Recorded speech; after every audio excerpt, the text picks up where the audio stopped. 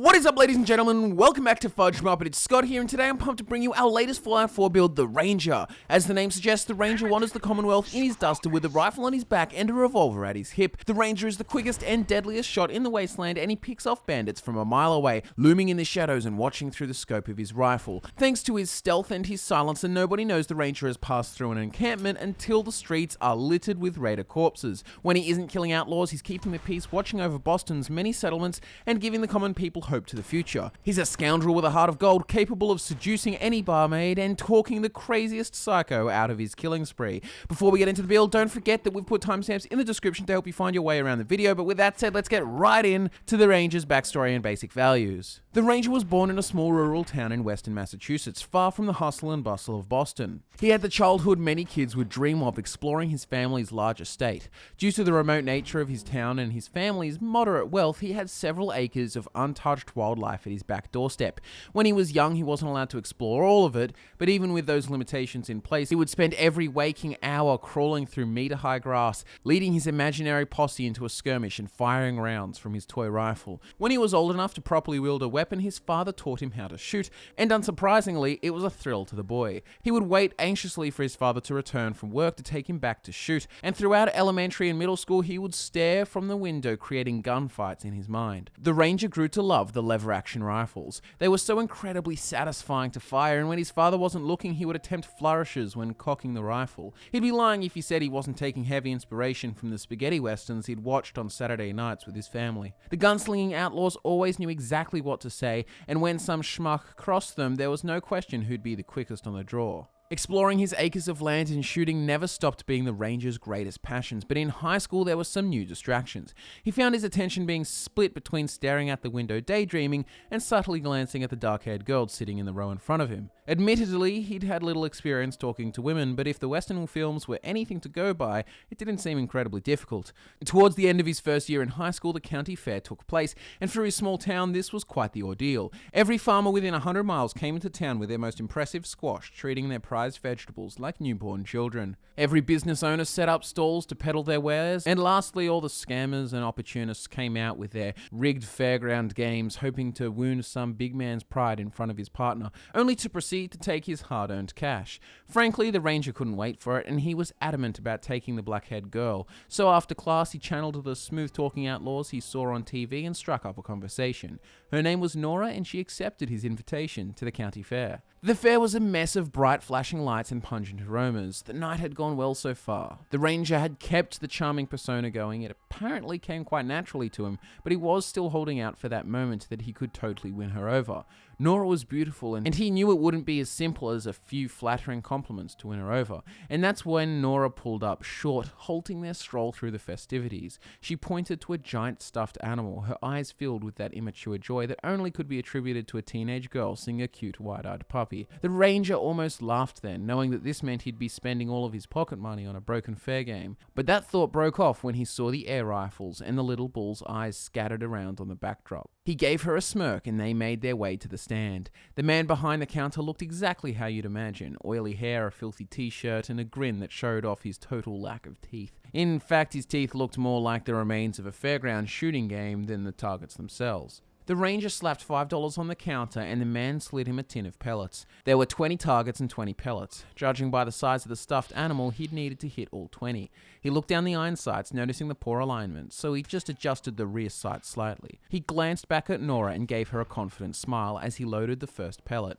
And then, in what seemed like one graceful series of motions, he meticulously and with uncanny speed and precision proceeded to hit all 20 targets. The man behind the counter looked like he'd seen a ghost. He handed the Ranger the giant stuffed animal and he gave it to Nora. She kissed him on the cheek excitedly, and then they continued walking through the fair. The Ranger was convinced that after that night they'd continue to see each other, but she told him soon with great remorse that her family were moving to Boston, so he bid her farewell prematurely. When high school came to an end, the Ranger became a park ranger at the national park near his hometown and enjoyed the job for many years. One day he was in his office when he received a transmission over the radio that a man traveling through the woods had been attacked by a bear within the park. The Ranger sprung into action, taking his tranquilizer gun and his trusty lever-action rifle. He ground his Jeep to a halt when he heard a roar emanating from the trees just off the track. He darted in that direction and noticed a man on his ass frantically backing up against a large rock as a clearly startled bear followed in pursuit. There wasn't nearly enough time for a tranquilizer to take effect. The man would be long dead by then. So reluctantly, but with a traveler's life in his hands, the ranger drew his rifle and took a deep breath. He lined the bear's head in his sight and began exhaling steadily. Then he pulled the trigger. The sound of the gunshot filled the woods and the bear tumbled to the ground at the man's feet. The man used the ranger's radio to call his relative. He had been traveling with his daughter and she met them at the park ranger station. The ranger was taken aback when he realized it was Nora, and it had been Nora's father he'd saved. After ensuring her father was healthy and unharmed, they caught up over a drink and decided to keep in contact despite the distance between them. When she returned to Boston, the ranger saw this as a time for change. He enlisted in the army in Boston and shipped off to serve a term in the armed forces. When he returned, he moved in with Nora and they began their family in the tranquil suburb of Sanctuary Hills. 200 years later, after the devastation caused by the Great War and the cruel occurrences in Vault 111, the ranger will desperately seek answers in regards to the whereabouts of his son. He is the last thing he has from his former life and he'll go to any extent to find him. The ranger will call upon his unrivaled marksmanship skills to carry out his will, and despite being a morally pure man, he'll gun down anyone who threatens him or his endeavors to locate his son if he absolutely has to. When he isn't tracking down Sean, the ranger will feel a duty to helping the Minutemen in their plight, and he'll accept Preston Garvey's help in exchange for an active role in protecting the survivors of the post-apocalyptic wasteland. The values of the Minutemen ring true to the ranger, who had previously dedicated his life to protecting those less capable of protecting themselves from the many dangers of the wild. Granted, while this wild is considerably more desolate than it had been in his past life, it is now infinitely more perilous. Dealing with bears and other animals with nothing more than self-preservation on their minds is nothing compared to aggressive and deadly presence of Yaguai and mutated monstrosities like rad scorpions. In conversation, he's still a friendly guy with a bold sense of humor. He'll often use the sarcastic option in dialogue, but despite seeming like a rebellious outlaw, he's an honorable man driven by honest values and uses his talents for good. He also knows how to banter with the opposite sex, flirting with the women he meets in his travels. We've left out the lady killer perk, however, as it isn't really needed for the build, and he's not really the type to use his conversational skills to take advantage of anyone. Either way, the events in Vault 111 will rattle him a bit, making him averse to too much conversation, but this will change over time. Just like his days as a ranger, he feels an obligation to help travelers in need wherever they are and whatever the predicament they've found themselves in. He sees the Commonwealth as his new domain, and he is the park ranger, keeping the peace by any means possible. And as a peacekeeper, he'll develop quite the disdain for raiders. Not only does he find their gun handling technique laughable, but it really gets under his skin when they actively try to make the worst of a bad situation, making post-war Boston that much more miserable. At the beginning of the game, the Ranger's special stats will be 1 Strength, 8 Perception, 1 Endurance, 6 Charisma, 4 Intelligence, 7 Agility, and 1 Luck. When you make it back to Sanctuary Hills, read the special book in Sean's room to put another point into Charisma. This helps to show off the Ranger regaining his charm and confidence, and will be boosting his Charisma more throughout the build, as this is a great help early on. As you can tell, Perception, Charisma, and Agility are his strongest suits.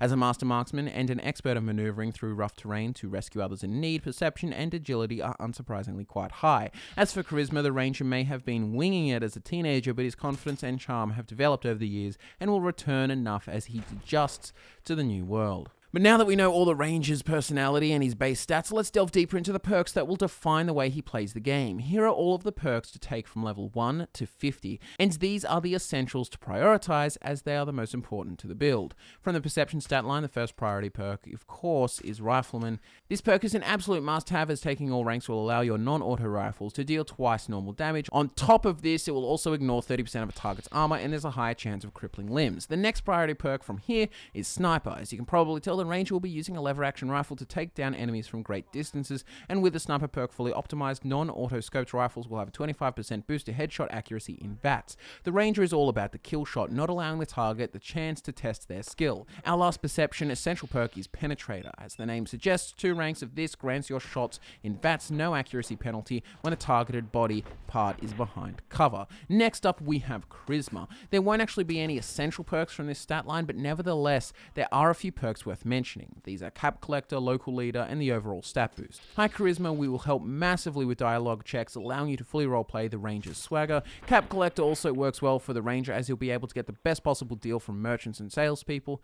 As for Local Leader, this works great for handling settlements. The perk will let you establish supply lines and build stores and workstations for your settlements, and all of these perks will go towards keeping a tight ship when making them. It also totally makes sense within the skill set of a former park ranger. Intelligence is next, and like charisma, no perks from here should take precedence over the ranger's main ones, but gun nut and science deserve honorable mentions, as investing in them later down the track will really help when modifying your weapons to make the very best killing machines. Back onto the ranger's main assets now, there are few essential perks in the agility line. As we mentioned earlier, the ranger makes a point of executing each of his enemies before they have a chance to voice their complaints. He could in theory beat every raider in the country to the draw, but he sees no point in giving away his location to any potentially unseen enemies if he doesn't have to. That means sneak is well worth your attention. Once this perk is maxed out, you'll be 50% harder to detect while you're sneaking, and engaging stealth will cause distant enemies to lose track of you. Some other bonuses include the fact that you'll no longer trigger mines and traps, and you can now run without ruining your stealth.